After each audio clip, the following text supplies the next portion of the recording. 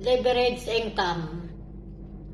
Pag sinabi na leverage income, dito mo mararanasan kahit wala ka nang ginagawa, kahit natutulog ka, pag once na nabil mo ang organisasyon mo, hindi siya titigil na kumita.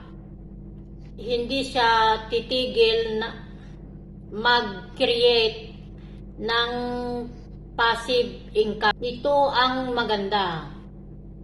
Yung kaibigan mo sa Hong Kong, Singapore, Saudi, Lebanon, Jordan, at madami pang bansa, lahat sila nag-share.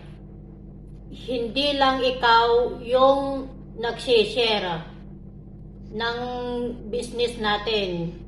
So, lahat sila kumikita na rin. One left, one right.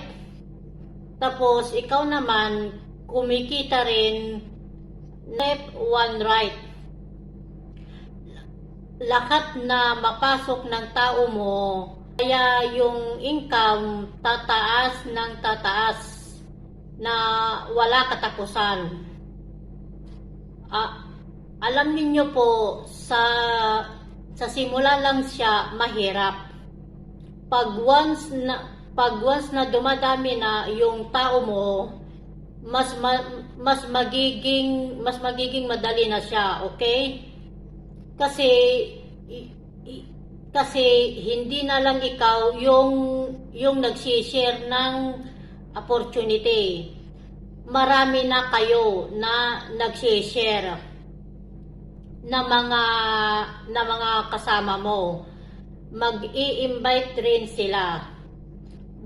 Dadating yung time na dadami yung tao mo, na because lahat sila mag-share ng opportunity natin, okay? Ito ang maganda. Kahit dadami mga tao mo,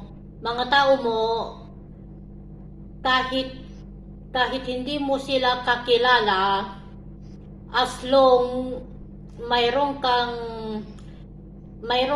left and right, ano ang formula natin? One left, one right.